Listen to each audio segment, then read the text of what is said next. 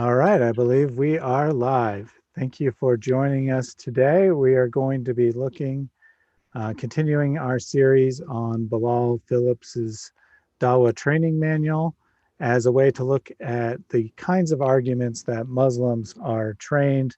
We will be giving some specific responses, but our purpose here is more not to give specific responses, but to, just kind of lay out the arguments that are being laid.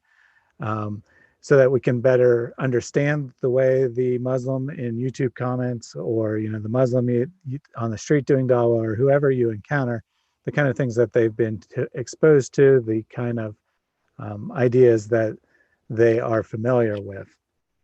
Specifically, we're going to be looking at his section called How to Do Dawah to Christians today.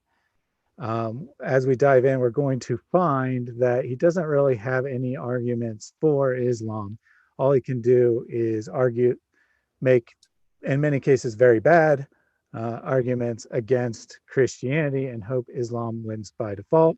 And I think that anyone who's familiar with talking with Muslims will recognize that pattern very easily, that it's very rare to find a Muslim who comes and say, you should convert to Islam because, Muhammad was a great prophet and here's our A, B, and C arguments as to why you should believe him. Instead, it's you should convert to Islam because the Trinity makes no sense and Jesus was a Muslim, or something along those lines, which isn't an argument for Islam at all.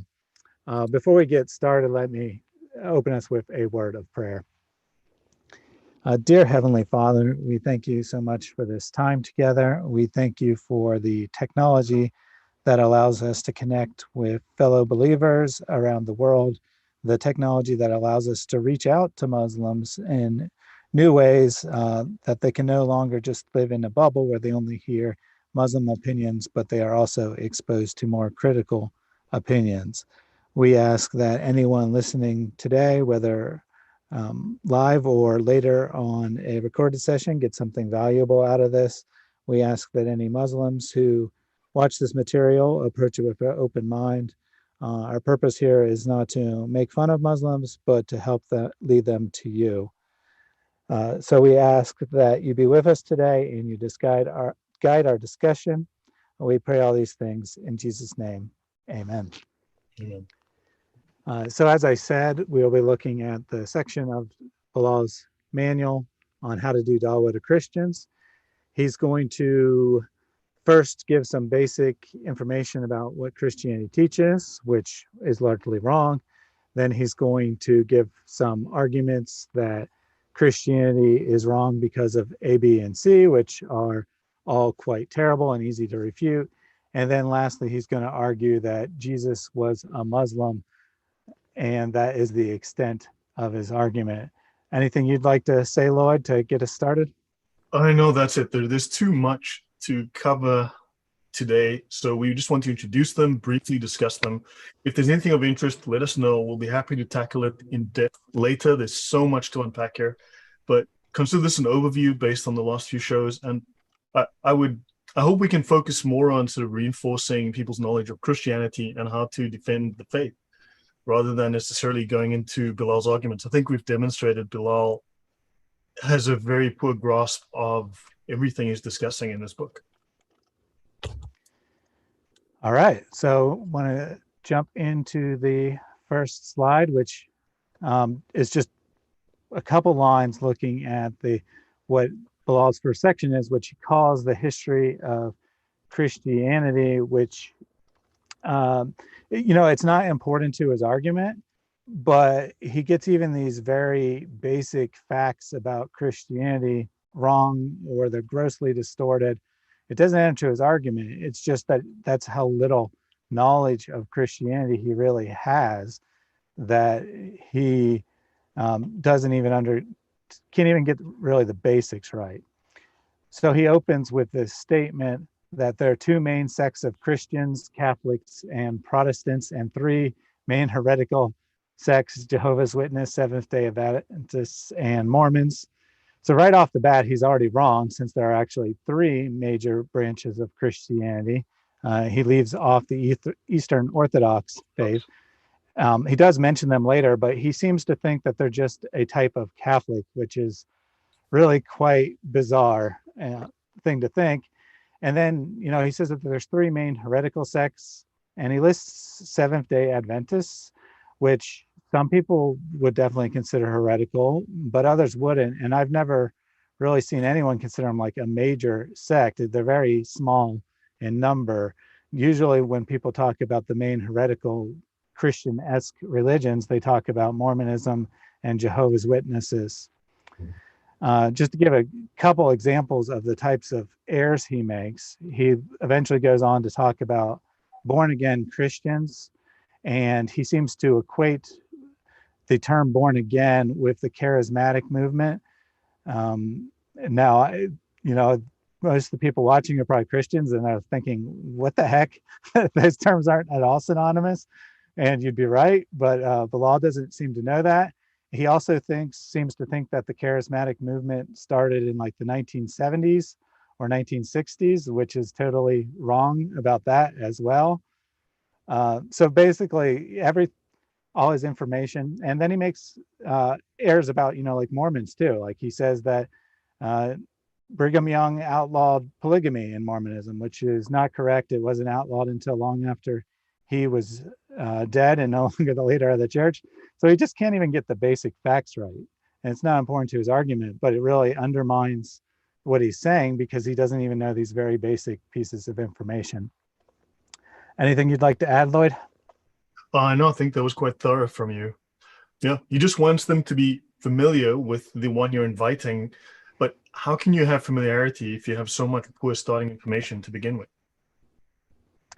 Good question. Yeah, I mean, if I went to a Muslim and I started not even being able to explain their basic history or their basic beliefs, they'd just dismiss me outright.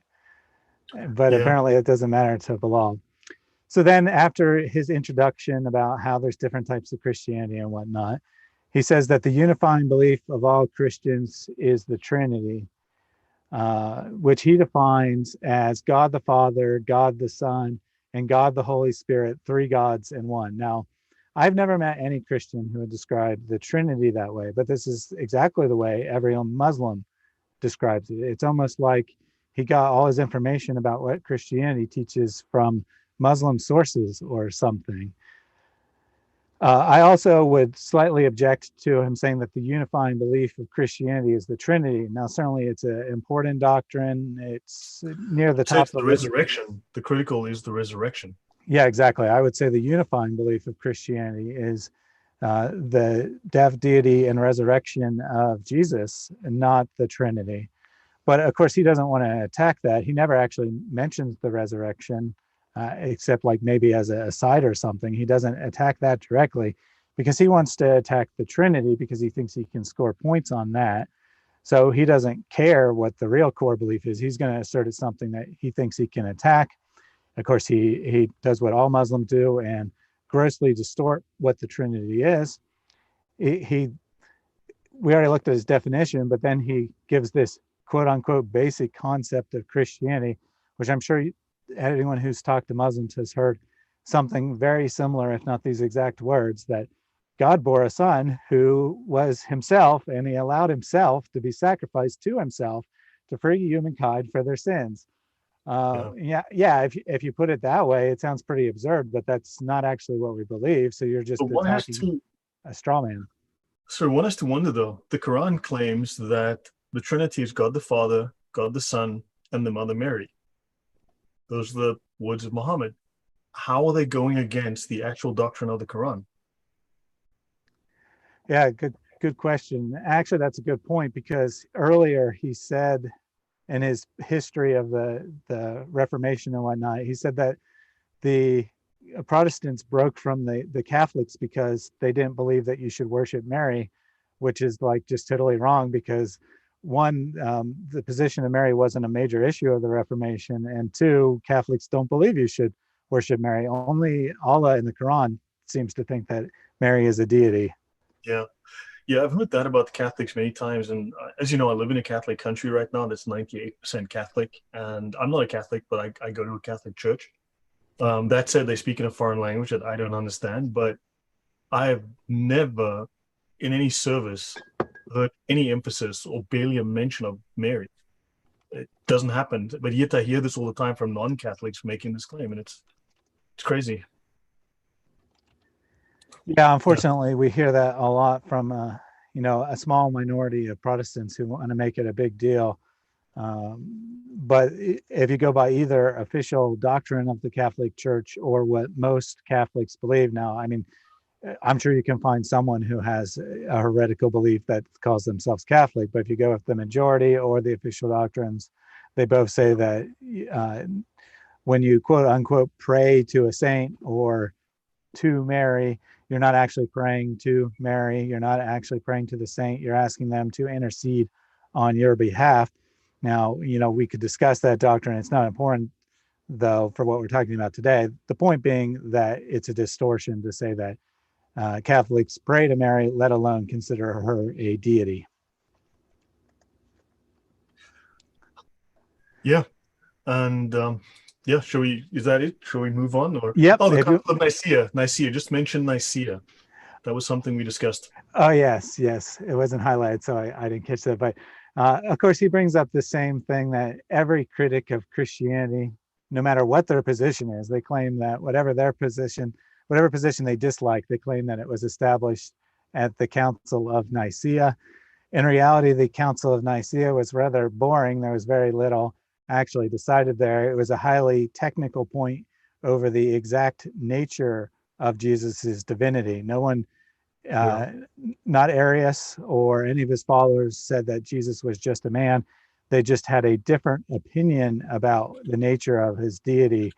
Um, so to say that like the Council of Nicaea uh, opposed Unitarianism and imposed Trinitarianism on people is pretty ridiculous.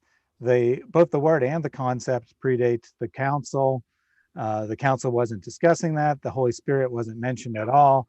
They discussed the dates of some festivals and the exact nature of Jesus's divinity, and Yeah. that's about it. Anything And else you nor was it, hear, utter nonsense. and nor was it where the official books of the Bible were decided, to my knowledge, either. I mean, that's actually a subject we can take up for an entire show. But yeah, there's so many misconceptions about it. Yep, that's another one you hear a lot. It's not something Bilal says, but it's another thing you hear a lot, that the books of the Bible were decided there. Utter nonsense. They didn't discuss the canon at all. Just anything you want to say that is a problem in the church, you can find some nut out there saying that it happened at the Council of Nicaea. So then he gives his arguments as to why the Trinity is wrong. His first argument here is what he calls a logical argument, but he describes it as A equals B, B equals C, therefore A equals C, which is a valid logical argument, but that's not the form of his argument, nor does he accurately represent Christian belief. So he says, ask the Christian, could you ever become God? And of course, they're going to say no. And I'm just a human. I can't become God. And then they'll say, was Jesus a human? And then they'll say, yes. Well, therefore, he could never be God. He's changed the word. He didn't make it become, first of all. So he's invalidated the argument from that perspective. But of course, becoming God and becoming human aren't equivalent. He's reversed it. He's saying a human can't become God. Well, we agree. We don't believe a human became God. We don't believe that Jesus was a human who turned into a God, as, say, Mormonism would teach. We believe that he was already God and added humanity to his existing divinity. To see how this is invalid, a child can become an adult, but an adult can't become a child. So basically, he's arguing adult can't become a child, therefore it's impossible for a child to become a god, or I mean, an adult. So it's just silly. The training he gives is not to create critical thinking. It seems deliberately designed to destroy critical thinking. Yeah, I think so. And, I don't know how much is a reflection of Bilal's own poor thinking and how much is him intentionally doing that. But I can say that, Bilal is a scholar. He presumably does know how to think critically. But he doesn't want to teach people to think critically. If I was going Yeah. to give an argument for Christianity, one, I would give a positive argument. I wouldn't say, well, you should believe in Christianity because Islam is false or because atheism is false or whatever. I would give a positive argument, and I wouldn't be afraid of teaching people to think critically, because I think when you do think critically, all the, or at least the vast majority of the evidence comes down on our side. So it's very telling that he has to create these invalid arguments and very simplistic thinking, and use Yeah. these exact questions. He's kind of teaching people how to manipulate others. Yeah. There's nothing honest about his argumentation. So if we want to go on to this second reason that Jesus can't be God, or I guess it's not really his second. He has a couple others that were so stupid we didn't even like. The one we looked at was the best of his arguments. Honestly, I mean, if you don't believe me, look at up his manual. His others are even worse. But then we wanted to go into this one because he asked this question that we hear constantly from Muslims. When Jesus prayed, whom did he pray to? Himself. Um, which, of course, if you're going to try to impose a Unitarian understanding of God on the text, of course, that sounds ridiculous. But, we're not Unitarians, we're Trinitarians.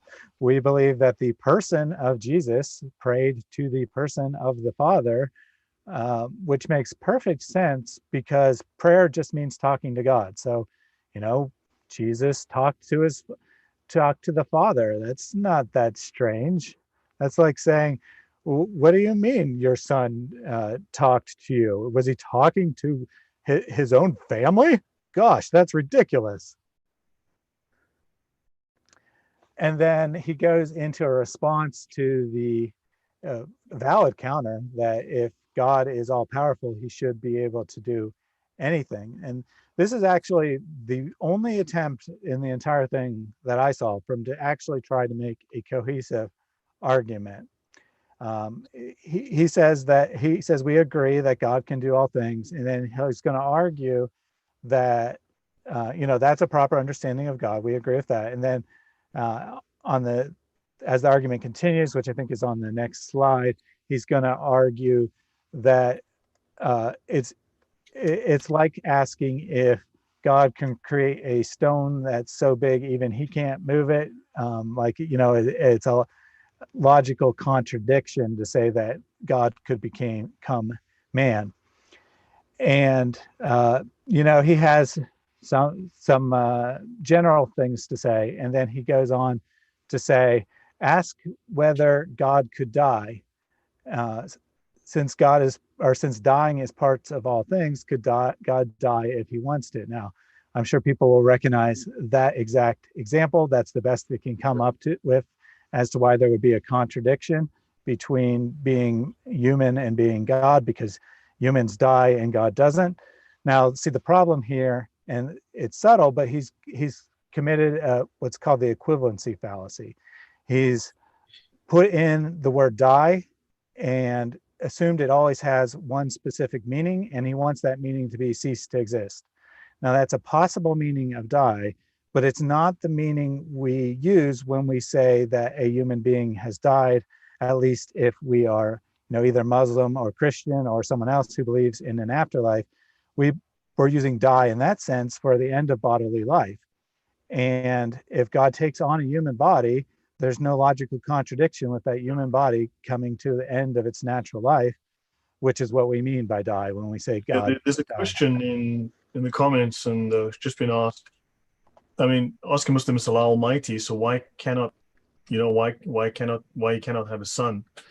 And Muslims do claim that Allah can do all things. So how is it that Allah cannot have a son? How is it that he cannot come to earth?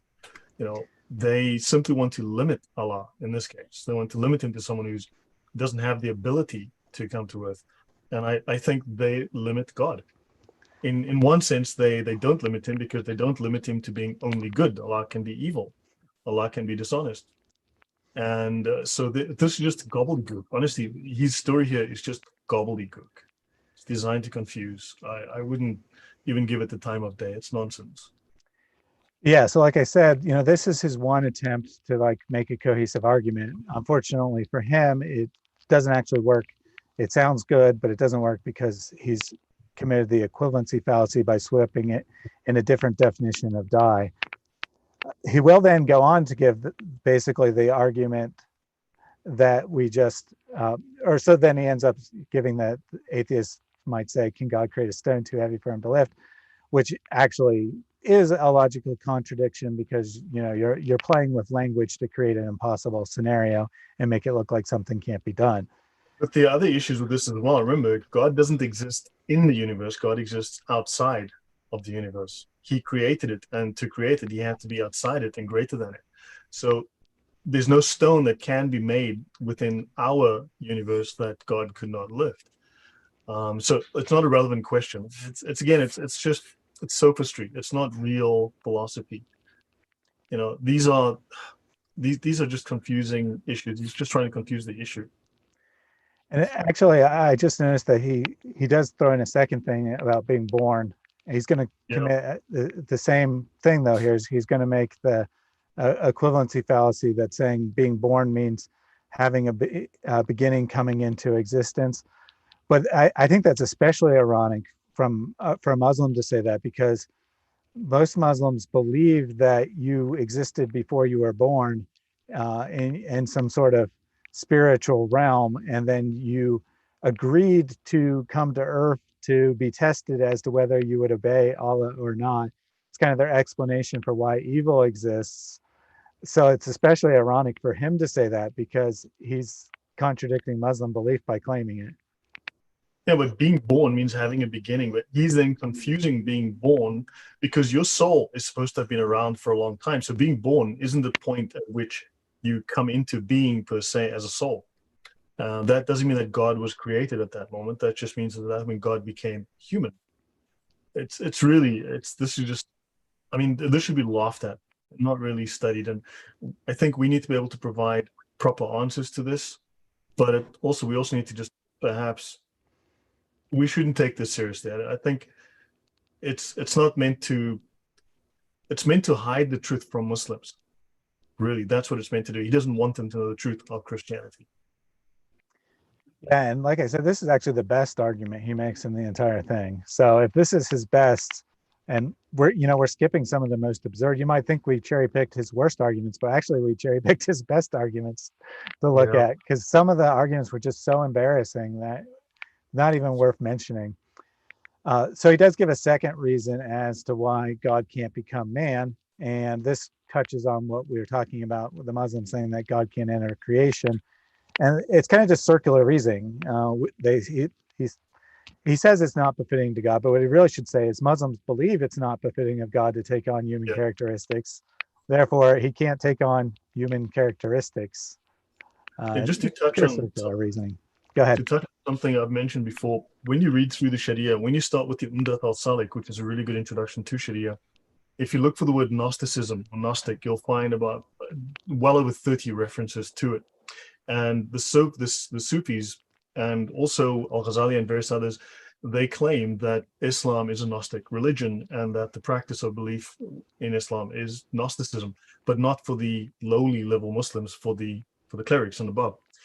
And in Gnosticism, the flesh is dirty, only the spirit is clean. So this would also match that criteria of, you've got the demiurge who created the dirty, evil world and icky world. And so there's that sort of overlap there as well. Yeah, definitely. And then, he concludes, this is included in part of his argument of why it's not befitting. He says that created beings to exist, they must have a creator. God cannot need a creator because God is the creator. Well, great. We don't believe that Jesus is a created being. We believe he's the eternal God. So you've argued against nothing, basically. Yeah, there's an interesting, it's just occurred to me, and I need to flesh this out later, but I believe it's in Ezekiel that Ezekiel has a vision in which he meets with God. And at the time, it was common that every year the priest had to go into the Holy of Holies and sacrifice a sheep, and that sheep would take on the sin of the entire Jewish nation, and that sin would then be eradicated. And what happened was there's a foreshadowing of Jesus in this vision, in which an angel comes to him and gives him this hot stone and touches it to his lips. And what happens is the sin is drawn out of him into the stone.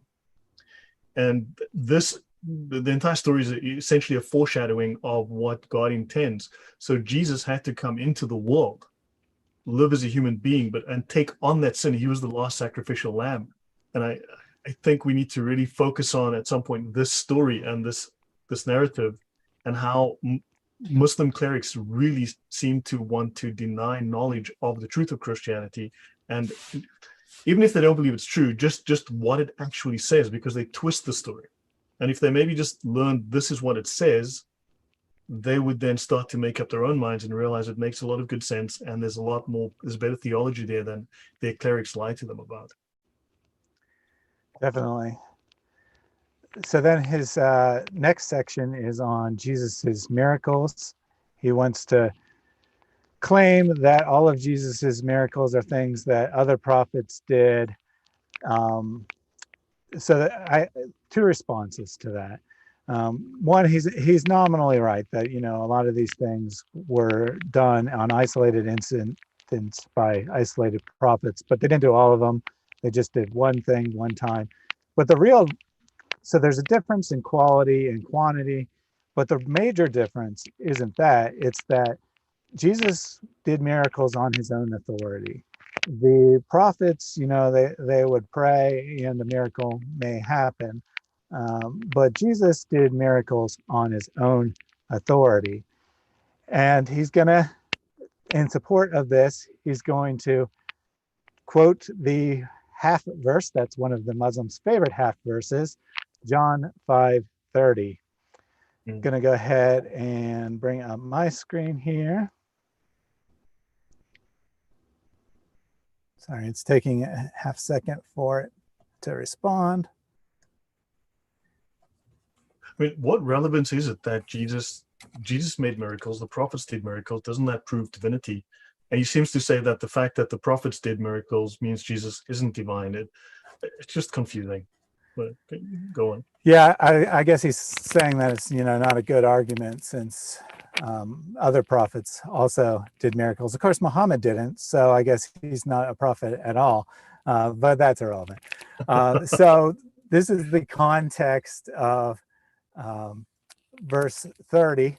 Of course, they only read the first half. I can do nothing on my own, because they don't want to read the second part. As I hear, I judge, and my judgment is just. Because only God can actually judge and judge justly. They don't want to read that part. But when we look at the context, it's even more obvious, because he says, starting at verse 25, "Truly, truly, I say to you, an hour is coming and is now here when the dead will hear the voice of the Son of God, and those who hear will live.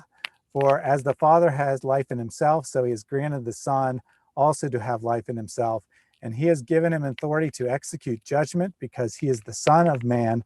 We'll come back to the Son of Man in a couple of slides, but remember that Jesus is saying that because he is the Son of Man, he has this authority.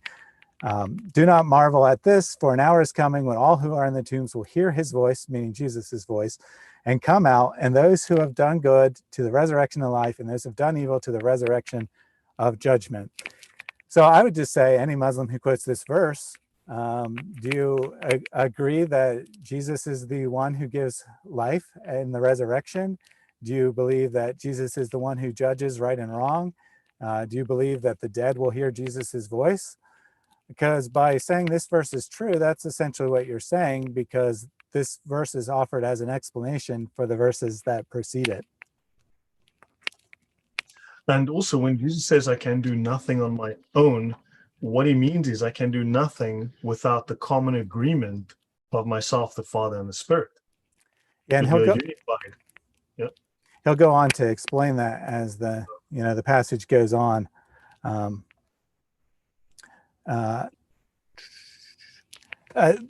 We'll see it in another passage that Bilal also tries to quote, so I'll just save it for then. Yeah, also on this point, if I can just mention from the Sharia, at least from the Sirah of Muhammad, he speaks of he was a burning and shining lamp, right? Verse 35, burning and shining lamp, and you were willing to rejoice for a while in his light. It should be noted, and I have shown this on the show before, that in the Sirah, especially the Ashifa, which is the most authoritative of effectively the Gospels of Muhammad, they speak of, no, it's not that, that's the Nihal wa Mihal, that Allah was created Muhammad as the first being of creation. Allah then put Muhammad into a tree where Muhammad was worshipped Allah for 70,000 years, but then he was taken, placed on a lamp, and then all the souls of all humankind worshiped Muhammad for 100,000 years. So everyone worshipped Muhammad, all the spirits of heaven worshipped Muhammad for 30,000 years longer than Muhammad worshipped Allah. And then Muhammad was born, and all the prophets were made of the light of Muhammad. So they've stolen so much of this and try to attribute that divinity in the Sirah to Muhammad. Yes. So then his next point is going to be, he's kind of trying to counter Christian arguments as to why Jesus is divine. And then the next one's going to be, well, Jesus is the Son of God. Wouldn't that make him God? Actually, this is kind of ironic because one of his really stupid arguments we skipped over. He said that if you have a child, isn't it going to be a human? So if God has a child, isn't it another God? Which is a really stupid argument. But now he's contradicting himself here because he's going to say that the title Son of God doesn't have to mean divinity. And he's actually partially correct in that the term Son of God could be applied to human beings and is throughout the Old Testament, or it's also applied to angels. And that's because, God teaches us that our relationship to him is like a father, that he views us as adopted members of his own family. So, there's lots of description of people being a son of God or whatever. Not so much about the Son of God. But I also wanted to point out the footnote here. So he says, it should be noted that nowhere in the Gospels does Jesus actually call himself Son of God. And then he has a footnote. You think, well, the footnote's going to justify that claim. It does not. It's just a comment he wanted to make, but I guess didn't want to put in the body of the text. He's going to claim that in the New Testament book of Acts, there are several outlines of speeches from early disciples of Jesus, speeches which date from the year 33. So he's conceding that these are legitimate early speeches that show us what early Christians believed. And then he quotes his source for this, however, is Bible Studies from a Muslim Perspective. So he's using a Muslim source to tell us what Christians should believe. And he ends up shooting himself in the foot, as I'll show here momentarily, even though he's quoting from a Muslim source. Anything you want to add before I point out a couple No, from Acts? they commonly state, but when you watch their apologists online and listen to them or try to engage with them, they always claim that the Gospels were written hundreds of years after Jesus died. There were no recent Gospels, and yet here he goes and says that the Gospels are within the first century. That's a good point. No hadith was written in the first century after Muhammad. It's debatable whether the Quran was even really finalized in the first century after Muhammad. But here he's conceding that it was only or less than 40 years before the Gospels were written down, which I agree with. That's an accurate statement, but he's conceding it and acting like it's a problem when actually that's exceptionally early for ancient history. Then why does every single, if they learn this, why does every single apologist tell us that there are no early Gospels? And maybe that's why he put it in a footnote, because he didn't really want the Muslims to read this. It was only for the more advanced student who actually looks at the footnote, I guess. Yeah. But as I said, he's conceding that these are actual speeches written by or spoken by early disciples of Jesus. So I just thought I'd look at a couple passages from Acts, which he concedes are early and predate the Gospels, that already clearly show that the disciples viewed Jesus as divine. So this one is from the first chapter of Acts. I thought I'd just pick something out of the first chapter, so they can't even say it was a late belief. This is before Pentecost, so this is within 40 days of Jesus's death.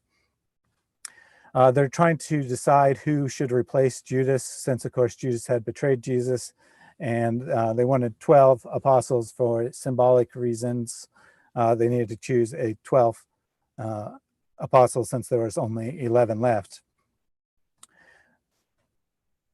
Let's see. So they're talking about how to make that decision. Peter gives up and he gives a speech, and then this is still Peter talking here. He says, "So one of the men who accompanied us during all times that the Lord Jesus went in out among us." So Lord Jesus, Lord is a title normally only used for God. And then when they're trying to actually make the decision, and they prayed and said, "You, Lord," and the only Lord in this context is Jesus. So they are praying to Jesus less than 40 days after Jesus had died and resurrected. They are praying to him. Now, I don't know about you, but I'm pretty sure that if they were praying to him, that proves that they viewed him as divine. What do you think?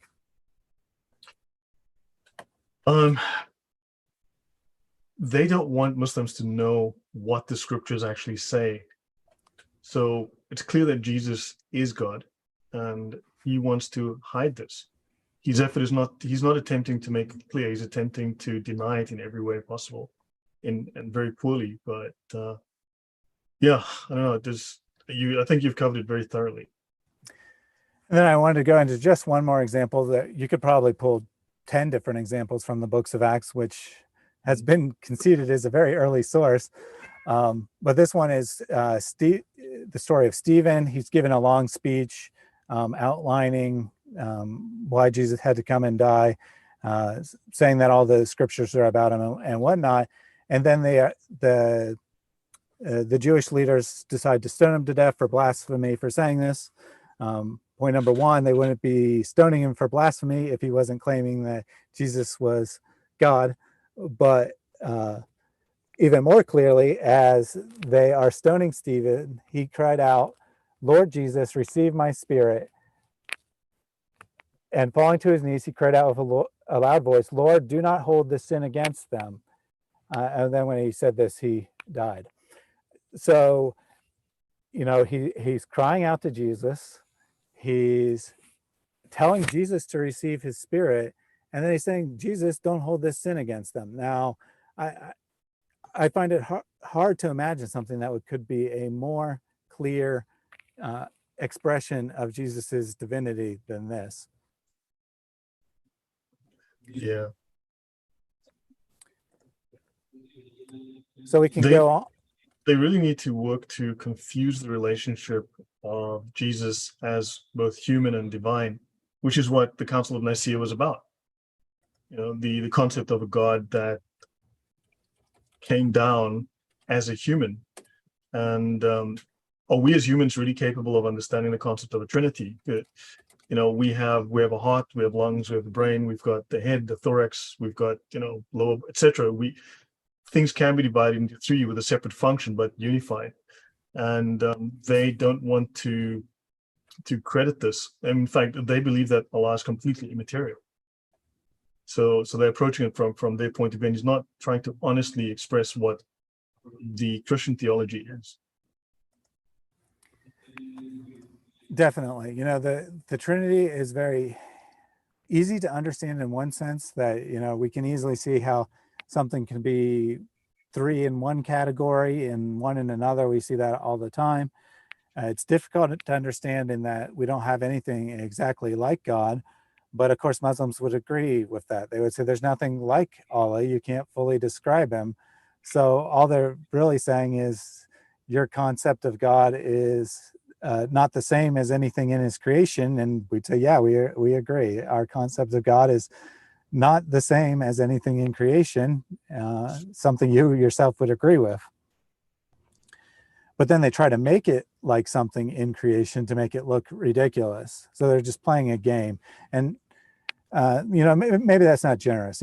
I think the confusion is probably often genuine because, they've heard this nonsense their whole life, they have trouble thinking about it any other way. So I'm not saying that they are playing a game in the sense that they know that what they're saying is false.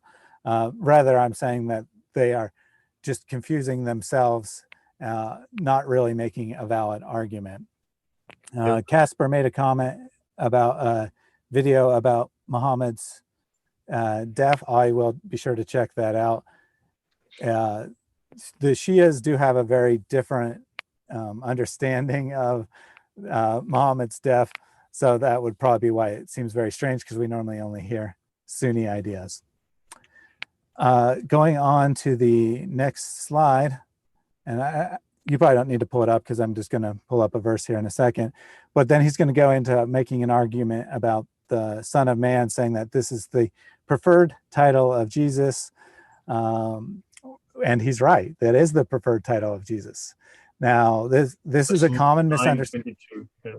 Yeah, this is a common misunderstanding. It's not unique to Bilal, but almost all scholars agree that the claim to be the Son of Man is actually a much stronger claim to divinity than the title Son of God.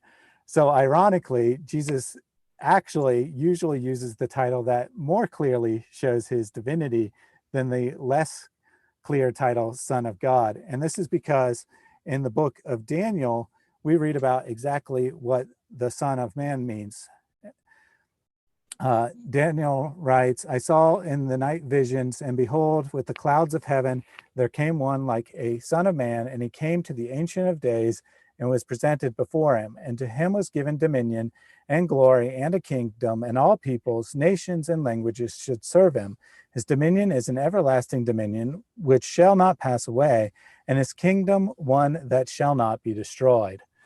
Now, by the time before Jesus, it was already very common Jewish belief that this Son of Man figure was going to come, be God incarnate, and restore or not really restore, since the kingdom was never fully established, but set up the heaven on earth, so to speak, the ultimate kingdom of God.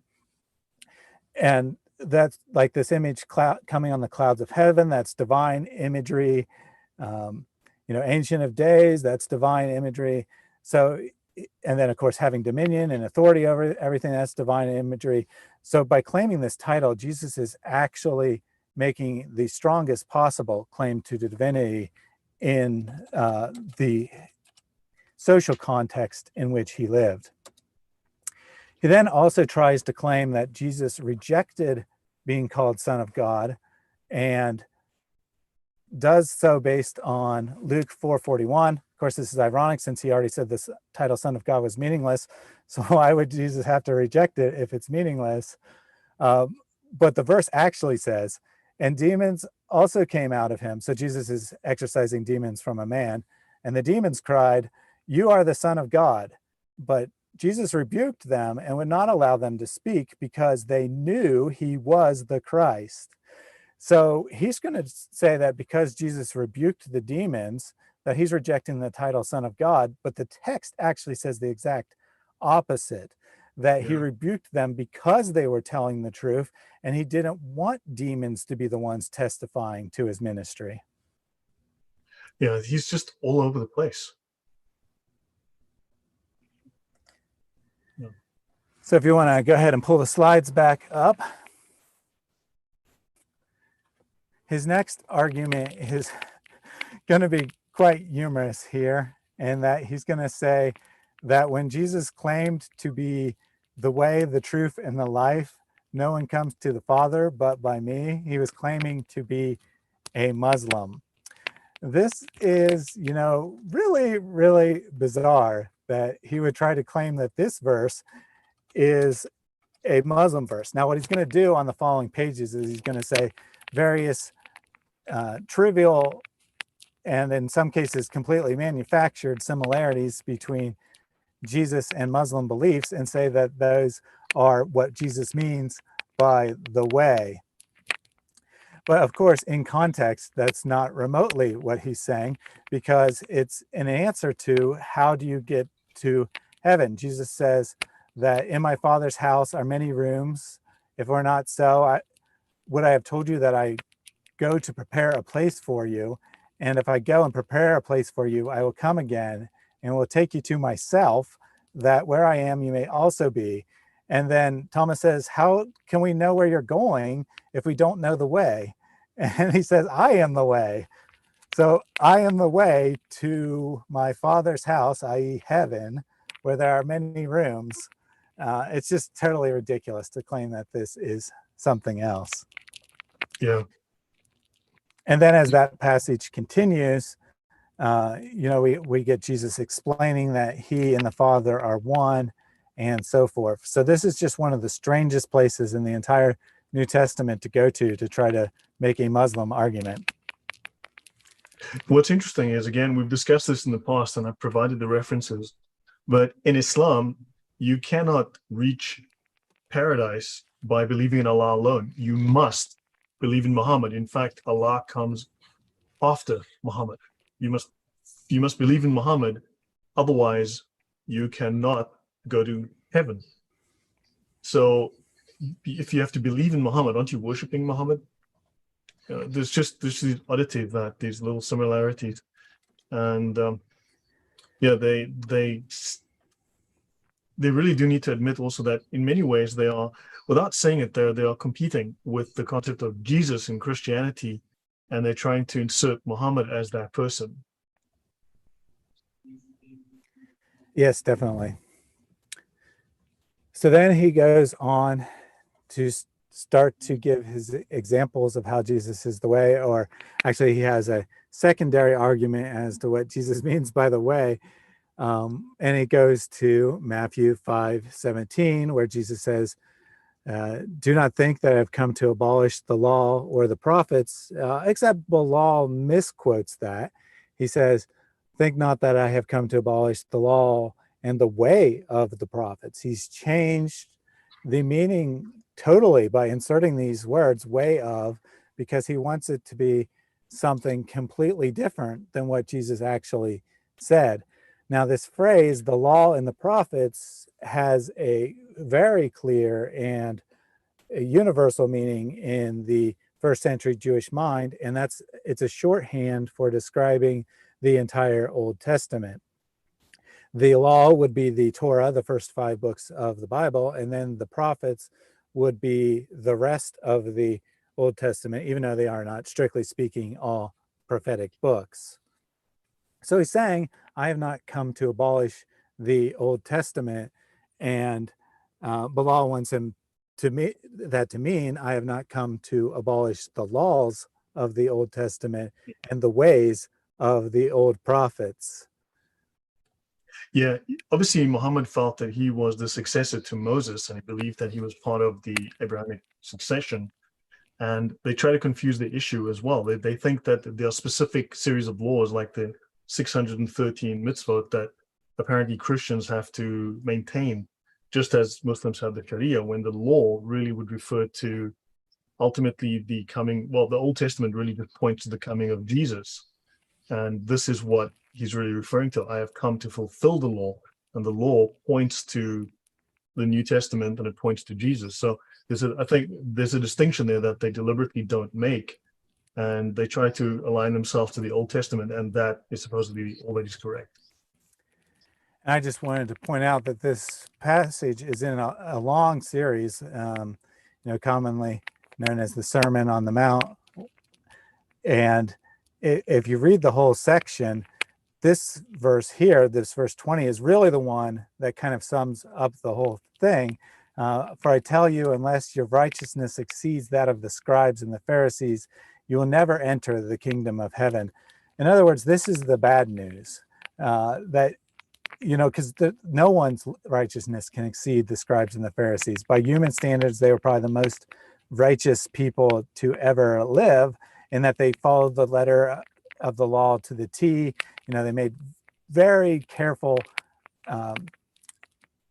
outward appearances, kind of like what the Muslims are constantly telling us, that just look at our beautiful white robes and how pure we are.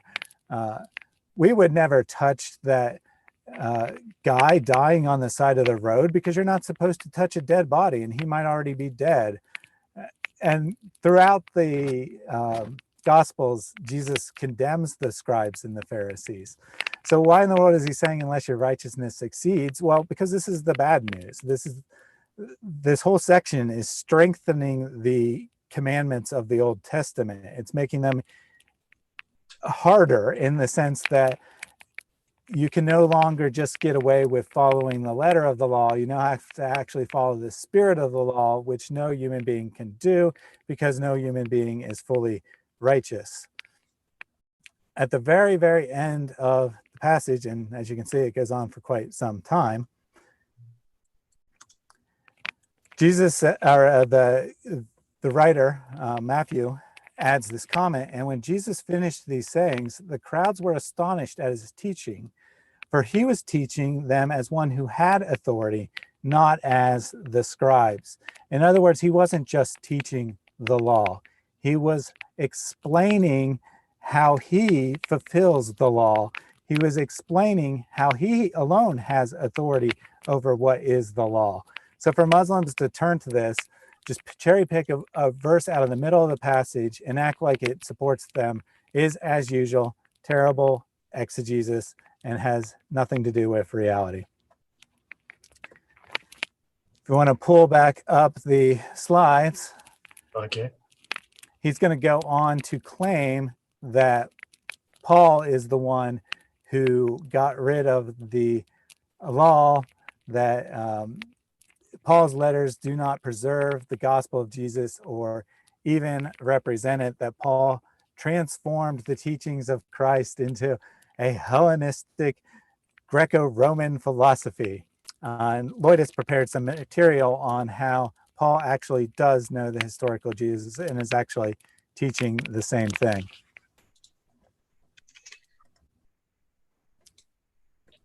Okay, let me just bring this up.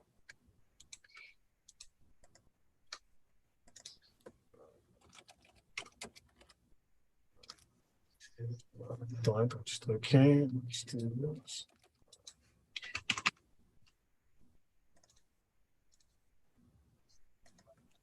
So the question is, of course, was Christianity invented by Paul? So atheists and, of course, Muslims all want to claim that Paul invented the majority of Christian doctrines without any relevance to the actual teachings of Jesus, that Jesus did not teach these doctrines, that Paul did not know the Jesus of the Gospels, but some kind of cosmic Christ. So let's have a brief look through this. And so you've got references to Romans, 1 and 2 Corinthians, Galatians, Philippians, 1 Thessalonians, and Philemon. Now, Bart Ehrman actually agrees, right? So now Paul was changed by the message that he received. He knew other eyewitnesses of Jesus, and Paul was scholarly and in a position to be correct. He was highly educated. He was also a jurist by profession. Now, a lot of the arguments apparently are taken from Richard Dawkins, his God Delusion book, that Christianity was founded by Paul of Tarsus. And the term Pauline Christianity did not exist until the 20th century. That's a very recent term. Now, let's just skip some of this, right? The basis of the gospel is the belief that Jesus died for the sins of mankind. Jesus indicated he came to die on a cross. That was his purpose, to die on a cross for the sins of the world. Now, Isaiah first prophesied that the Messiah would die for our sins. Paul taught this doctrine, as did John, Luke, and Peter. And other crucial doctrines taught by Paul were also taught by Jesus and the disciples. So Paul teaches belief in Jesus for eternal life, righteousness by faith, justification by faith, forgiveness of sin through faith, repentance. And let's look at some of the verses. So the doctrine, atonement by death on the cross. This was first taught in Isaiah. That's in Isaiah 53, 5-12. Taught by Jesus in these verses, by Paul, and by others. Belief in Jesus for eternal life, initially taught in Job. Then we have taught by Jesus in Matthew 19:29, Mark 10:29, and so on, Paul and others. Righteousness by faith. So Moses and Habakkuk, Mark 11:22, Luke 7:50, and so on, taught by Jesus. And then this is where this is corroborated. This message is repeated by Paul, and in justification by faith, and so on. So the question is, were Paul's doctrines taught by Jesus? Yes, they were, because these are all of a kind here. And then we have some other teachings, right? So besides the core doctrines of Christianity, Paul taught on many other theological topics also taught by Jesus. So here's a list of some of those teachings: the parables of the sower, taught by Paul, taught by Jesus; stumbling stone, rulings against divorce, support for the apostles; the institution of the Lord's Supper, command concerning the prophets; the Lord's return, the blessings of the executed; don't repay evil with evil; pay taxes to authorities; no stumbling block; nothing is unclean; thief in the night; and so on and so on and so on. And then we, of course, there's various other things. So Jesus was seen by Paul, 1 Corinthians 9:1. Jesus was a man. Jesus was flesh. Jesus ate and drank. Jesus bled. So all of these things actually are supported within the Bible. So I don't know where people are getting this idea, except that their intention is to sow confusion and to sow lies. So this is just a very quick overview of this. Any comments from you, Thaddeus? Yeah, I think that this is kind of like the Council of Nicaea. Whatever you want to say wasn't part of Christianity, blame it on Paul. So if you're a Muslim and you want to say the scriptures were corrupted, blame it on Paul. If you're an atheist and you want to say that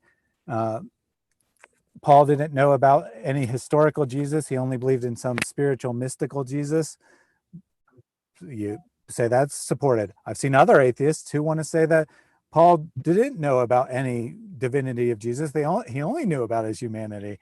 And those seriously advance the exact opposite argument. So you got one atheist saying that, Paul only knows about the spiritual Jesus. And then you got another saying that Paul only knows about the human Jesus. And it's like, just whatever you want to believe was it the original Christian teaching, just say Paul changed it. Right. And they're not trading on their knowledge. They're really trading on your ignorance. They're not very knowledgeable themselves. They're just throwing some things out there to try to get you on your back foot. Whereas if you actually had this knowledge, it's very easy to refute them. It's really not about their wisdom. It's about your ignorance and you just being caught by surprise. Yeah, I mean, these arguments sometimes can sound quite convincing when you have a charismatic Muslim or atheist or whatever giving them. And if you don't have the knowledge yourself and you don't bother to look up anything, then you're going to think it's a great argument, but it falls apart under the slightest bit of scrutiny. Yeah, no, most certainly. Shall we go to the next one? Yeah. So the next several slides are going to be on the ways that Jesus supposedly kept with Muslim teaching. We'll go through these rather quickly. The first one is that Jesus was circumcised. This one at least is true. A lot of them aren't even true. But Jesus didn't teach circumcision as a crucial portion of his teaching. As far as I know, he never mentioned it. Yes, he was circumcised, and that's part of fulfilling the law, completing the law. He completed every aspect of the law, including being circumcised. Yeah.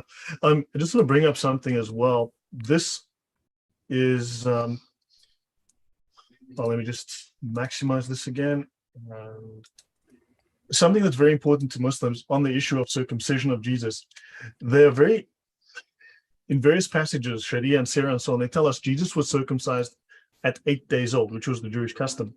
However, and they make it an argument for the superiority of Muhammad over Jesus. They actually utilize this as an argument for Muhammad's divinity and the superiority and Jesus' inferiority.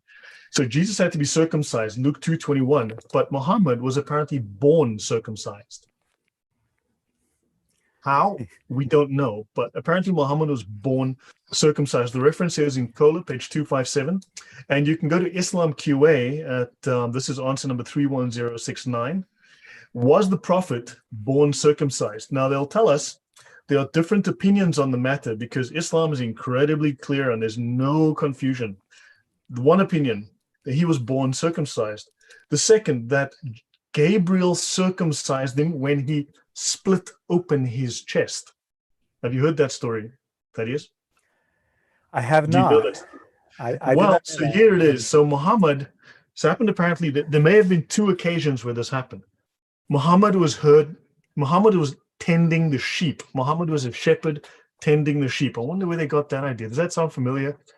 He was tending sheep when people heard him shouting for his mother, right? And they came running, and two men were radiating white, dressed in white clothing, had grabbed him and put him on the ground, and they split open his chest and they extracted his organs and they plunged their hands into his heart and they pulled out a tiny black speck and they removed this black speck, and then they had a golden bowl and they took the contents of this golden bowl and they dished it, they put it into his chest, and they filled his heart with whatever righteousness, and then they sealed him back up without any evidence of his chest ever having been opened.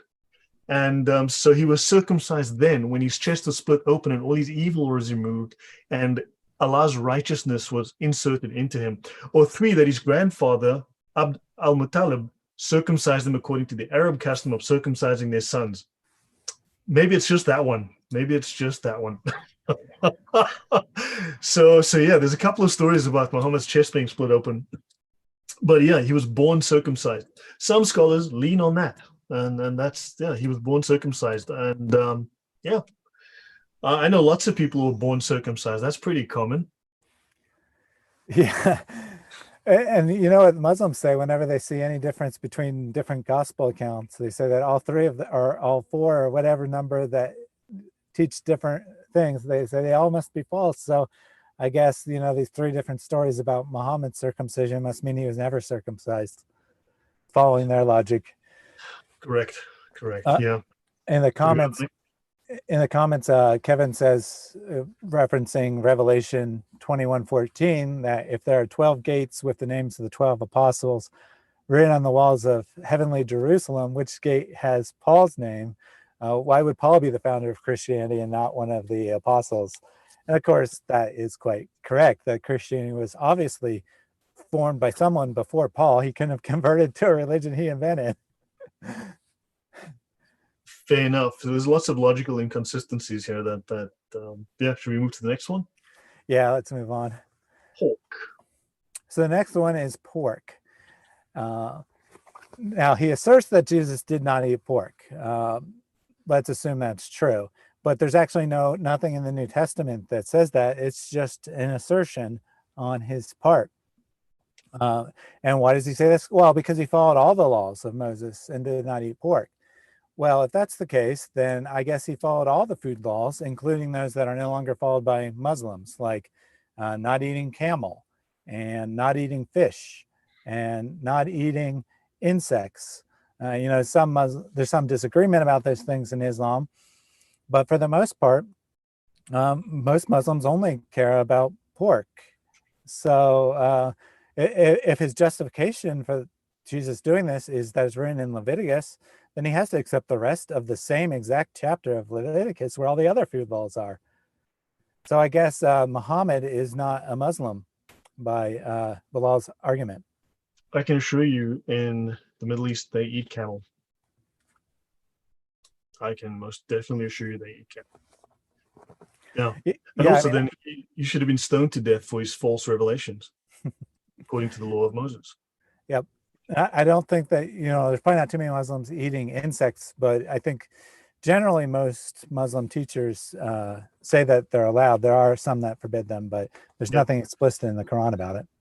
I think also they want to point Muslims to the Old Testament, which is where Muhammad got most of his, because he was around the Jews all the time, and I learned about the New Testament late in his career. But I mean, it's very clear that it's not an issue for Christians to eat these animals. So, but they also don't want Muslims to learn the New Testament. I think there's deliberate effort, and it's been going on for a long time, to deliberately obscure and hide and deceive regarding what the scriptures actually say.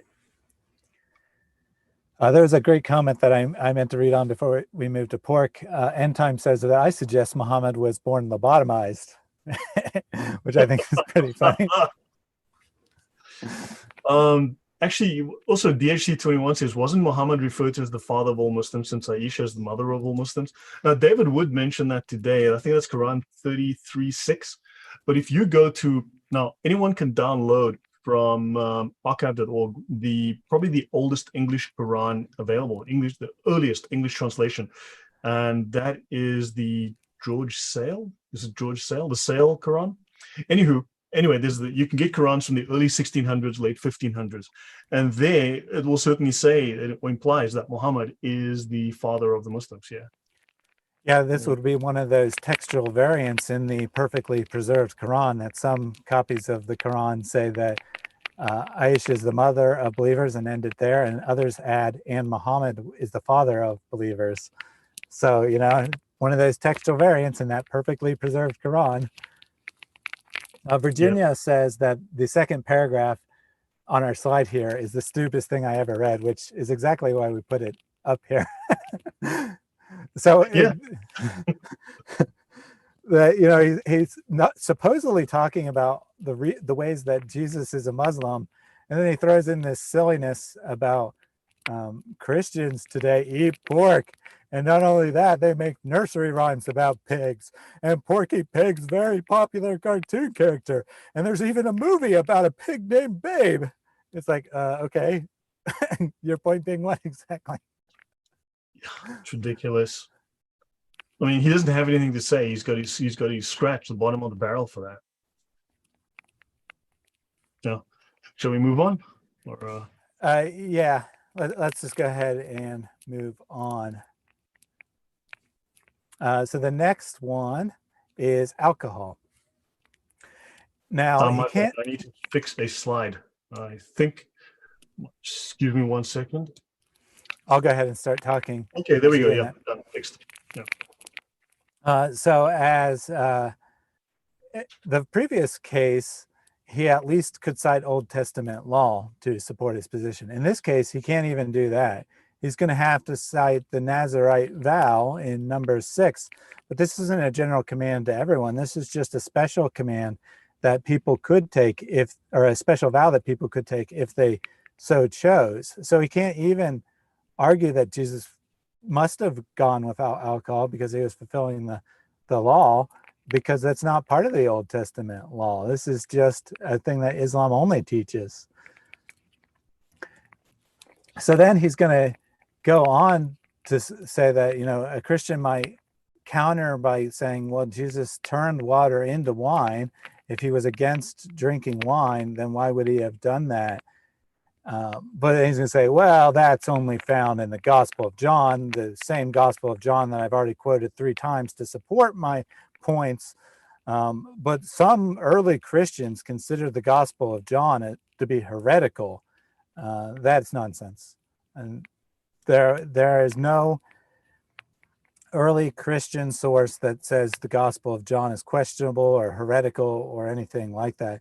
I think he got confused that a few people said that the 2nd and 3rd John letters were doubtful, or, you know, were uncertain. And he's somehow equating that with the Gospel of John. That's all I can figure as to where he got this ridiculous idea. But also, I don't think he's interested in accuracy. He's interested in leading his flock away from the truth and not knowing the Gospels, not actually reading it honestly and sitting down and understanding it. Yes, definitely. And, you know, he's happy to contradict himself because he's quoted John multiple times and he's going to quote John again later. Yeah, and then John is heretical and invalid. It's like the Bible is corrupt, but they want to keep quoting us how the Bible says things that we should believe. Yeah. Like, okay, which parts specifically are corrupt? All the parts that support you are true, and all the parts, yeah. Yeah, Islam Critiques calls this the Zakir Naik Bible, and he like puts up a page and crosses out like every verse except for one, or one half of one verse, and then he changes one word in that portion and then crosses out the rest. And he's like, this is the Bible. This is the Zakir Naik Bible. Yeah. So the Incredible. next one he's going to claim is ablution, and all he can do to cite this is that in Exodus, people are taught to wash. Well, great. Ablution the doctrine of ablution isn't about washing. So, this is a extreme stretch. And actually, Jesus actually makes fun of the Pharisees for being really careful to wash their hands while actually being sinful on the inside. So he actually makes fun of this idea Yeah. that you can be pure just by putting water into your body and then spitting it out. Yeah, I mean, they mock him for not washing before breaking bread, and he says why. So yeah, that invalidates this argument that Bilal is using. But where's this reference to Jesus washing his limbs? Because I don't think Jesus was around during Exodus, at least not the Jesus we know. Right? Yeah, I mean, if he wants to say that Jesus was there at Exodus, then I guess he's just admitted that Jesus is the eternal God, because that's the only way he could have been there at Exodus. Well, Muhammad's been around for 170,000 years before Jesus. Don't forget. I still want some Muslims to just sit down and let's talk about that. Let's bring on this your own scholarly documents. Tell me how they all completely are lies and weak, but Islam is true. Definitely. Yeah. Definitely. There's a reason that Bilal never raises one positive argument for Islam in this whole Dawah manual, as far as I could tell. I didn't read every word of how to talk to Hindus or how to talk to atheists, but I certainly read every word of how to talk to Christians, and I certainly read every word of his introduction, and he didn't give one positive argument for Islam. I'm pretty sure in his entire book he never gives one argument for Islam. He just asserts it's true and then gives arguments against other things. I thought someone mentioned in the comments earlier that Muslims don't believe that Allah is spirit. That was Saleti Suresh 4. But Islam doesn't believe Allah is spirit. Now, can you define that or tell us more about that? Because when you read through the scholarly works, Allah is nothing but spirit. In fact, it would be sinful for him to have any sort of physical manifestation. Well, I think there's actually a debate in Islamic scholarship. Now they all agree he isn't physical in the way that human beings are, but some seem to think that Allah is physical in a different way, a way that can't enter into creation. Like he has a physical body, but it's not the same kind of physical body. But I mean, these lead to some interesting theological, philosophical, and even potentially scientific debates. How is Allah unable to enter into his own creation? Yeah. Otherwise, what prevents him from doing so? Well, apparently because he can't die, and because it's unfitting for him to do so, which only makes sense if there's something evil about creation. That's the only way it makes sense for it to be unfitting for God to enter in creation. So you're telling me that Allah created something evil and you're worshiping him as the all good God when he creates evil? That's pretty interesting. Yeah, it makes very little sense. So his next example of how Jesus was a Muslim is prostration in prayer. And I don't know how much time people spend looking at Muslim memes, but I'd say this is probably either most popular or second most popular Muslim memes. They'll have a picture of a guy bowing down in Muslim prayer and be like, Jesus prayed like this. And then they'll quote half the verse 26:39 to his credit. Bilal actually quotes the whole thing, which is very rare. Normally they just say, ... he fell on his face and prayed. Or he fell on his face and prayed ... And the reason they don't normally quote all of it is because it tells us exactly what Jesus prayed. He prayed, my Father, etc., which already violates Islamic teaching. But this isn't the only way Jesus prayed. In other passages, he's described as kneeling down and praying. He's described as praying while standing. He's described as praying looking up to heaven. So, we can see that the posture of prayer is not important. If it was important, when the disciples asked Jesus, how should we pray? Surely he would have given them instruction about their body position. But he doesn't. He says, when you pray, pray like this. And then he gives them the Our Father. He never says anything about the position. And Bilal will go on and say that Old Testament prophets prayed like this, and he'll cherry pick some verses out of the Old Testament. But it's the Yeah. same thing, that yes, those people prayed flat, not with the Muslim stick your butt up in the air prostration.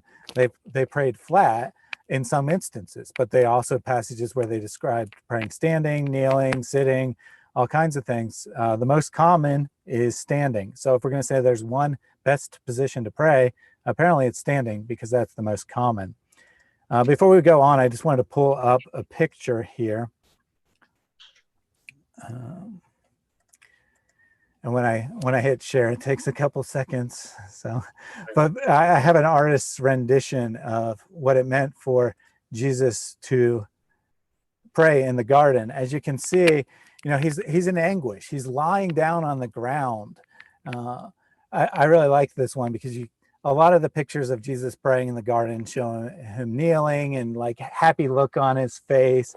But no, this is like great agony that he's in here. He's fell to the ground. He's suffering agony. And you can see the angels in this artist's interpretation. They have like these little crystal balls. It's probably hard to see on a phone or even on a computer, since it'll be really small. But if you look at the full-size image, and I'll put a link to it later, they're kind of like holding like crystal ball like things, where it shows him on the cross, and it shows him being beaten and stuff. So this is what Jesus is thinking about. He's thinking about the agony he's about to go through. This is not a Muslim prayer situation by any stretch of the imagination. I mean, prostration is not kneeling. It's just false on the face of it.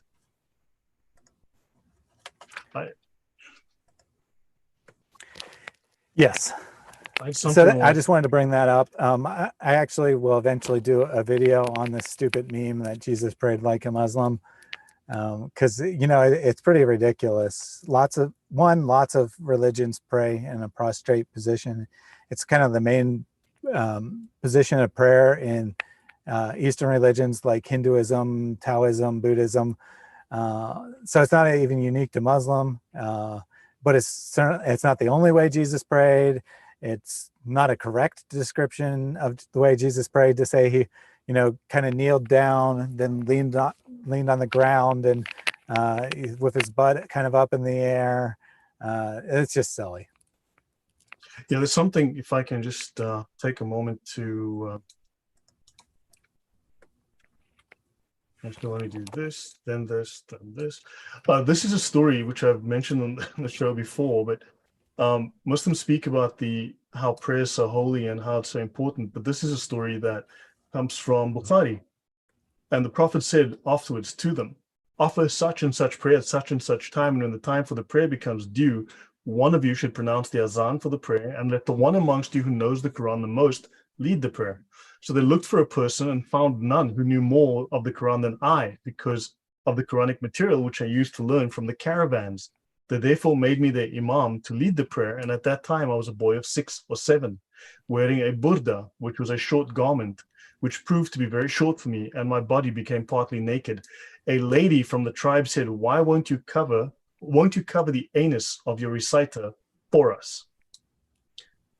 Just thought I had to throw that out there. They were praying, and he was bending over, and so they had to bring him a shirt to cover his I've never been so happy with anything before as I was with that shirt. And that's Bukhari. Very good.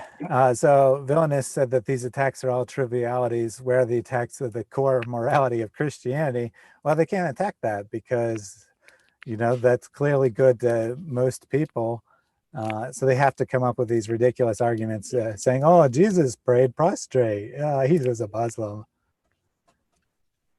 Yeah, but they'll try to dismiss crazy things from their own texts and dismiss it as irrelevant, and they have to make up stories from within the Gospels.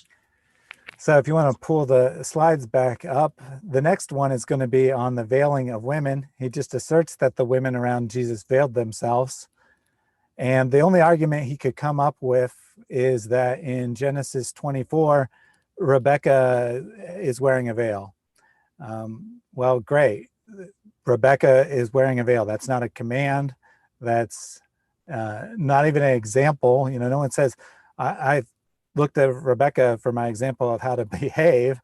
It's just a woman who happened to be wearing a veil, and that's the best he could come up with for why the women around Jesus must have been veiled, and then therefore Jesus must have himself commanded veiling. It's like assumption on top of assumption on top of assumption, and then even then it's still barely anything at all. But then ironically, he goes on to quote Paul. So, Yeah. I thought Paul was the great corrupter of Christianity. He was the one that distorted and changed all Jesus's teaching. Now, if we actually looked at this passage and talked about it in depth, we'd see that it's not really a command to veil. But for our purposes, it's just really, really ironic that he's that desperate that he turns to Paul, who is supposedly the enemy of Islam, the enemy of Jesus's teachings, and says he's the one, he teaches veiling. Well, then by his logic, I guess Jesus didn't, because he's corrupting all Jesus's teachings. And he turns to the late corrupt Bible to prove that Muhammad is in the Bible and that Islam is true. It just, makes perfect sense, as always. Yeah. Anything else here, or? Nope, we can go on. And then I think the next one's his, not quite his last, but it's his, by far, the most ridiculous of all of them, because he's going to say that Jesus greeted people like Muslims when he said, "Peace be upon you." Ironically, he even admits the context of Jesus saying this, and it's post-resurrection, and it's Book of John. So, Book of John, supposedly heretical. Resurrection certainly didn't take place. But now he's going to a passage of the resurrected Jesus speaking to his disciples and saying this is an example of Jesus teaching to give a Muslim greeting when you meet someone. It's just so absurd that he would go to this lengths to say that Jesus was a Muslim. So if you're saying that John 20:19 is true, then great, I agree. The full verse is, on that evening of that day, the first day of the week, i.e. Sunday, the doors being locked where the disciples were for fear of the Jews. This is after Jesus is dead. This is Easter evening. Jesus came and stood among them and said to them, "Peace be with you." So that's the full verse. And then he goes on to show them his crucified body to prove that it's really him. And then he again says, "Peace be with you. As the Father has sent me, so I am sending you.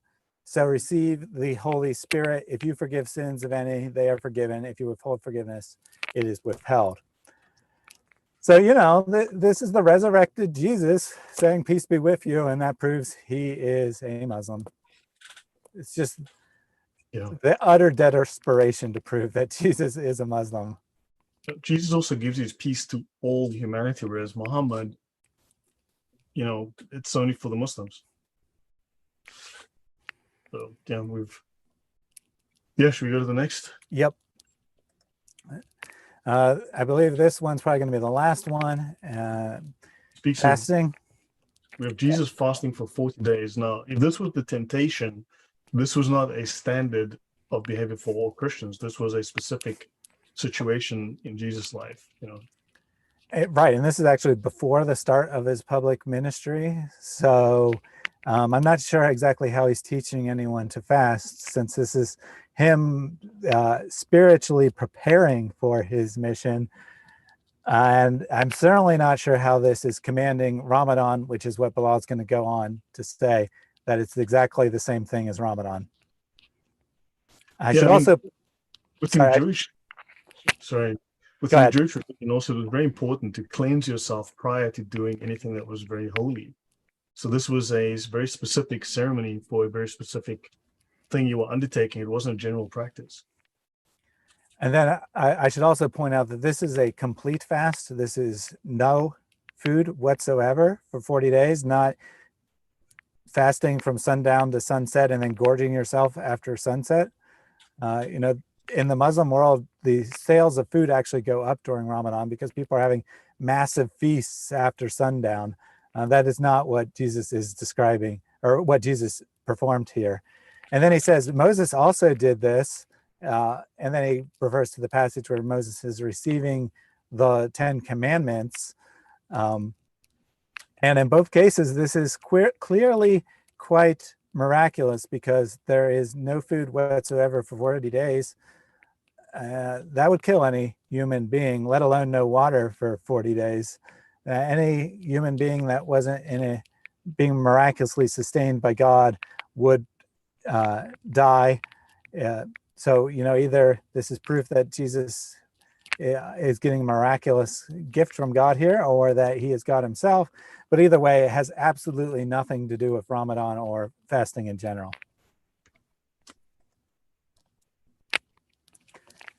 And I was mistaken. There is one more example about how Jesus is supposedly like Muhammad, and it's going to be polygamy.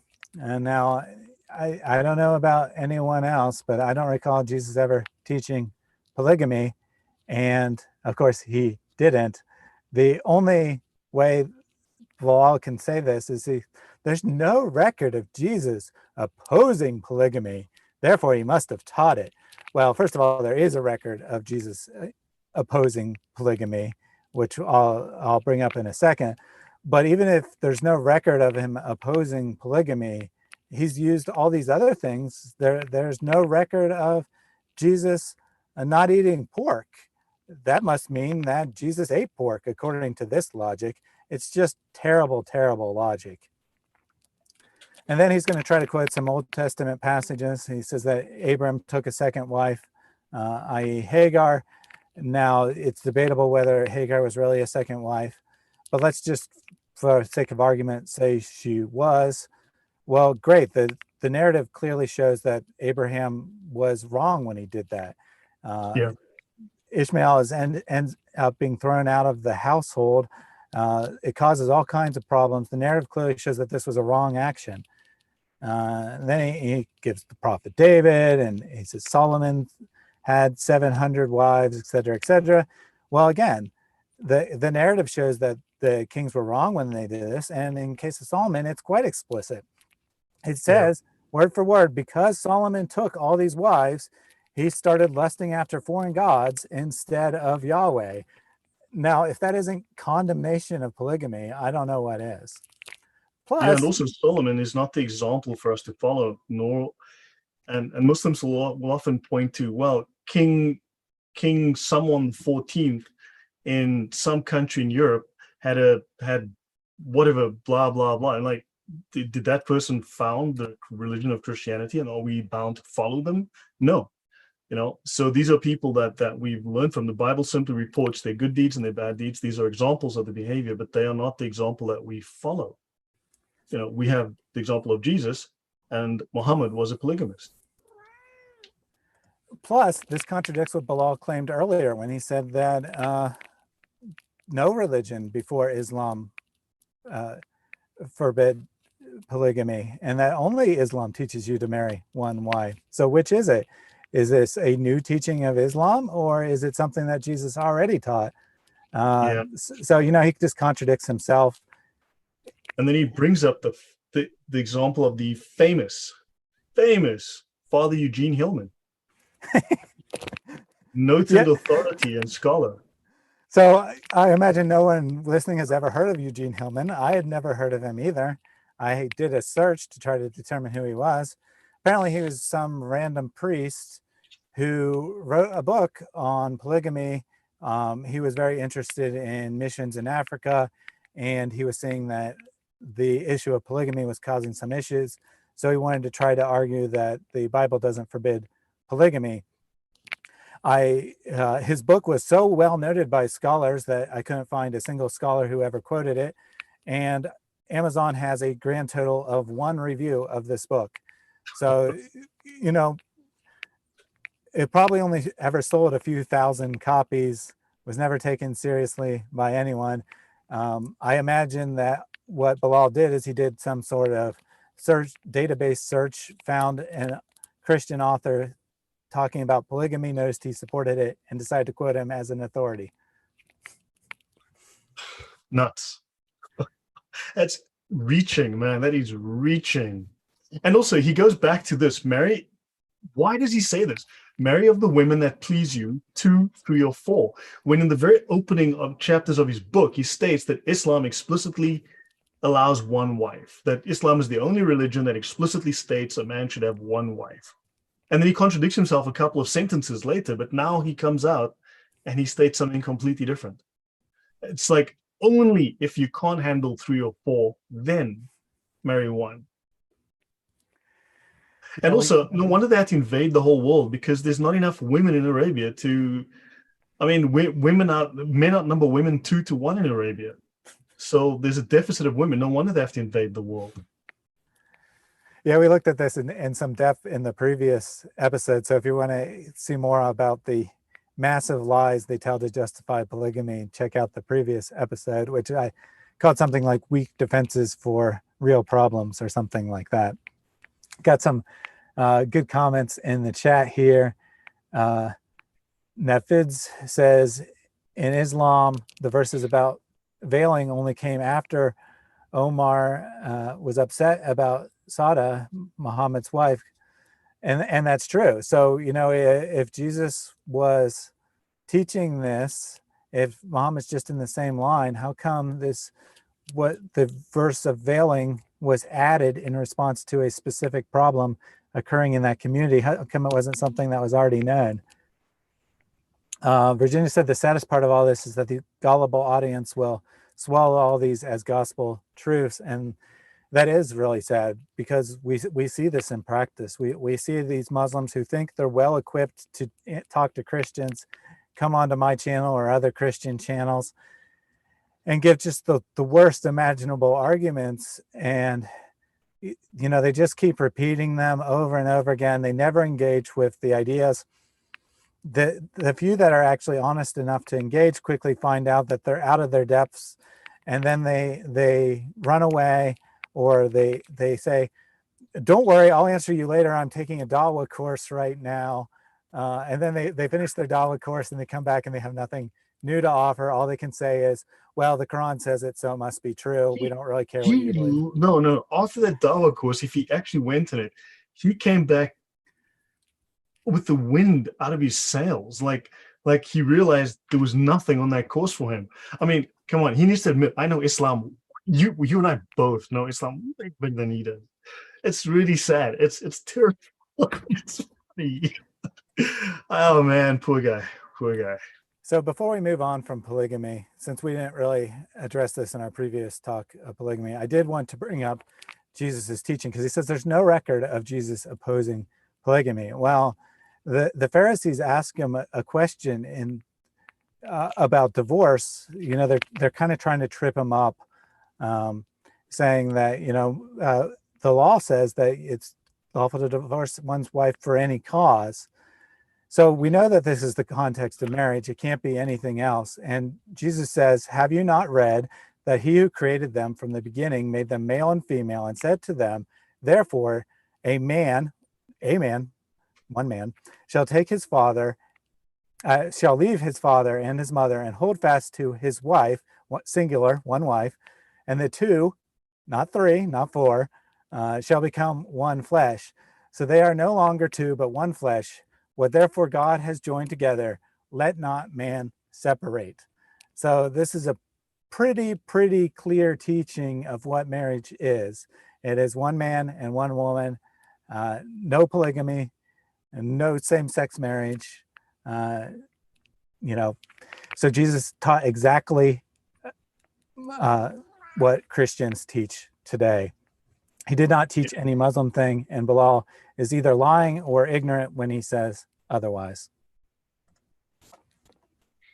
Yeah, it's a mess. I mean, this is such a mess. It's wow. So now we're on to the final slide. So after trying to argue that Jesus was a Muslim, he, if you go ahead and pull up the slide while I'm talking so people can see One it. more time, okay? My Yeah. bad.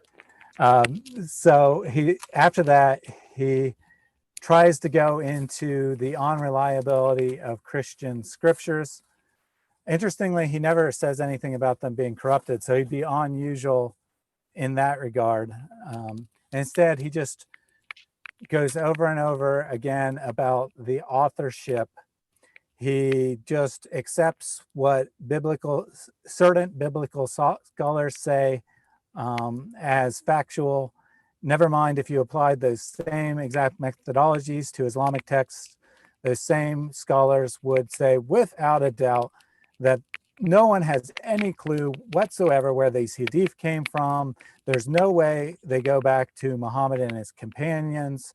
No one knows where the Quran came from. It appears to have been cobbled together from a bunch of different sources, but we don't know who compiled it and when. All we can say is it definitely wasn't Muhammad, because our evidence says it was compiled much later than when he supposedly lived. So and then he's just going to keep using that same basic argument. He'll look at the books of the Old Testament and say, "Oh, biblical scholars doubt the authorship of this one and this one," and ignore all the ones they don't doubt the authorship of. And then he'll say the same thing with the New Testament Gospels. He'll say, scholars doubt the authorship of Matthew, and they don't think that John was written by John. And then I'll say, and they don't know who wrote the letter of Hebrews, and other such things. And his argument's just the same over and over again. Scholars said it, so it must be true, no matter what. Of course, not come a million miles to applying that same methodology to Islamic texts. And of course, the authorship is really not that important, even if we grant the critical scholarship, which I do not. But even if we did. Also, Aramaic was a regional language spoken in a very small area, whereas Greek was the scholarly language of the day. Yeah, he'll make a secondary argument about Aramaic, but just to finish my thought real quick, even if we grant that we don't know who wrote the Gospels, that's irrelevant. No historian looks at a text and say, I don't know who wrote this, therefore I won't consider it as a historical text. The vast majority of ancient texts do not have explicit authorship, and it's totally irrelevant to determining whether it's true or not. Even if we knew for certain that, say, the Gospel of Matthew was written by the Apostle Matthew, that wouldn't magically make it certainly true. They look at truth independently of authorship. So he's raising a non-starter, and he's using methodologies that I would never apply. His secondary argument is that Jesus supposedly only spoke Aramaic, and that the disciples only spoke Aramaic. However, our actual evidence suggests that everyone was bilingual. Actually that's true throughout almost all of human history, that it was quite common for people to speak two languages natively and use them both frequently and interchangeably. It's only in the modern world, and especially mostly just in American context, that we think that most people only know one language. In Europe, for example, most people know 3 or 4 languages. In the Middle East, even, most people know 2 languages today. So, it's just another really silly argument. The reason they wrote in Greek is because it was the lingua franca, the common language that everyone learned, kind of the way English functions today, that, if your second language, good chance it's going to be English. Maybe if you live in Africa, your second language will be Afrikaans or Arabic. But for most people around the world, if they're going to learn a second language, it's probably going to be English, because it's kind of the universal language. Same thing with Greek back in the day. It was kind of the universal language. So they wrote it in the language that it would have the largest possible audience. And that's not a problem. Yeah, very few people outside of that region would know Aramaic. There would be no point. If this was to be a universal religion, there's no point writing it in the tiniest possible language available. If Islam is universal, why do we all have to learn Arabic to understand it? Yeah. And actually, it thought just occurred to me that this actually contradicts the fact that the Gospels are written in Greek, contradicts the Islamic idea that Christianity was only originally for Jewish people, because why would they have been writing this for everyone? And that it wasn't until Muhammad that the religion was made universal, no matter that the Quran itself claims that Muhammad is just the prophet to the Arabs and no one else. Never mind that claim. The fact that the Gospels were written in Greek, they can't have it both ways. Either they were written in Greek because it was designed to be a universal religion, or they were written in Aramaic and they were only written for the Jewish people, but there's no evidence they were written in Aramaic. There is some evidence that the sayings of Jesus contain Aramaic. So when you translate, sometimes you can backwards translate and it'll read a little bit better in the original language, because people are not perfect with their translations. So there is highly technical reasons to believe that the sayings of Jesus were originally uttered in Aramaic, but that's just a mark of authenticity. That's not a mark of a problem of the Gospels being corrupt. So it's just a really nonsense argument. Yeah. So that's the end of that. Is there anything further that we want to introduce? I think people hopefully have a really thorough understanding of just how poor these Dawah manuals are. And this is one of the better ones, which is crazy. There are ones even worse than this. Yeah, well, I mean, this is quite thorough. He has like 100 and some pages. If we look at, say, D-Dot's Dawah manual, it's like 30 pages and he gives like one sentence. He's like, tell the Christian to read this Bible verse and then underline the word, and then write in the margin that incest is taking place. I'm like, well, yeah, we know that Lot's relationship with his daughters was incest. We don't need you to go to our scriptures and tell us that. It's something that was wrong, and the narrative shows it was something that was wrong because the products of that relationship become the enemies of Israel. So Bilal at least sort of tries to make an argument. D-Dot and other manuals we've looked at, and D-Dot's is probably the most popular, but are even worse. They're really brief. They just give you a bunch of talking points. They don't teach you how to think. They don't teach you how to make an argument. They just give you some verses that you can throw out there. There was some chatter in the talk about whether Jesus would have spoken Greek or not. And I should point out that there are a couple instances in the Bible where Jesus speaks to, say, a Roman soldier, and they most likely would not have known Aramaic. So presumably he was speaking Greek at that time. They probably would have known Latin and Greek, so they would have still known languages, but he presumably was speaking to them in Greek. So there is positive evidence that Jesus spoke Greek. There is extensive evidence that it was common to speak both languages. There's extensive evidence that it was common to speak both languages, or in some cases, 3 languages, the third being Hebrew. So, this idea that because it's not written in Aramaic, it must be inauthentic is just silly. Yeah. No, the Romans, when they came, obviously spoke Latin, but they would have used, I think, Greek as the bridging language in that region. So there's lots of, I think, reason for that. But yeah, so that's it. So I don't know if there were any final questions. I need to just double check the chat again.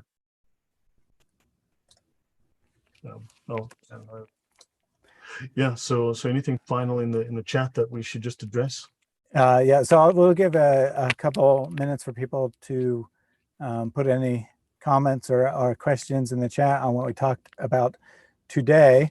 But like I said, we kind of went over this briefly. If you want to see more of the terrible arguments he makes, and some of them are so bad that I haven't even heard Muslims try to use them. That's how bad they are. But you can go there. I promise there is not one positive argument for Islam in the whole section. He's just hoping to win by default, undermine the Christians' confidence in Christianity, and then slip Islam into that gap where they're starting to doubt Christianity. That's the entirety of his method. It's kind of the entirety of his method for addressing Hindus or addressing atheists or addressing agnostics. I didn't read those sections as carefully, but I didn't see any positive arguments for Islam. I can't imagine there are any in there. I mean, the fact that he has to deceive to this degree and misrepresent, it's shocking. It's really upsetting, in fact. But at least hopefully we're making these arguments well known. People can start to learn them and start to counter them, and put them in front of Muslims and say, look, explain this to me. How do you get this so wrong? And have answers prepared for when they do come out with these fallacious arguments. So previously I said this would be the last show. There'll actually be one more. We discovered that there's kind of an appendix at the end, which is how to answer tough questions. And there's a lot of stuff to talk about in this section. That he's actually going to try to defend Muhammad having sex with a 9-year-old girl. He's going to actually try to defend killing apostates for leaving Islam and stuff like that. So I think that it would be very helpful to go over that section as well. It's rather brief, but there's a lot there because it's his only attempt to address like the real crucial arguments we make against Islam. And his defenses are exactly the kinds of things we see all the time. So it'd definitely be helpful to go over them. Yeah, so that's it from me. So. All right. So if there is nothing further, we will be signing off. I want to thank everyone for joining us today. I want to just give a brief reminder that all of my material is released under a free license, what's sometimes called a copyleft license. That just means that I basically release my copyright rights without releasing them, in that I allow people to freely use the content. They can change it, they can modify it, they can add their own commentary, take anything out you want, add your own commentary, add foreign subtitles, whatever, and you don't have to worry about copyright laws. Just state where you got the material from and you're good. That's all you have to do. We encourage everyone to take this material. We hope that it helps you not just get answers to specific arguments, but teach you how to think, teach you how to expose the extremely poor logic employed by even someone who is considered a scholar of Islam. This is considered one of the better thinkers in Islam circles, and he makes terrible arguments that are really easy to just take apart. So, the responses to specific arguments are good, but what I really hope you do is, kind of see how they operate and are able to better address the questions, things that come up, better talk to Muslims, and of course, ultimately lead them to Christ. As Christians, we are not afraid of facts. We are not afraid of thinking deeply. We do not want to encourage people to only have superficial belief, and we certainly do not want people to just accept Christianity by default. We want people to actually know that it's true and apply it to their lives. So thank you very much for joining us. Have a great rest of your day, whether your day is just beginning or whether it is coming to an end. We'll be back here in approximately 2 weeks. We may do a shorter show on Lloyd's channel in the interim. At some point, we're going to definitely do a show going back to the basics of what Sharia law is, because we've been finding that the number one counter to bringing up Sharia law in comments to Muslims is they'll be like something like, there is no such book as the Sharia law, or tell me what Sharia means to you, or something along those lines. They all say the same things. That's the weird thing. They say the same verbatim words, and it's time to drive that home. Yep, so be on the lookout for that. I also have a new video. It's basically done, but I probably wait till Monday to release it due to the 4th of July holiday in the United States. It's a very short video looking at record-breaking number of converts from Islam to Christianity in Iran and what is driving that unprecedented growth there. So thanks once again for joining us. Have a great day and God bless.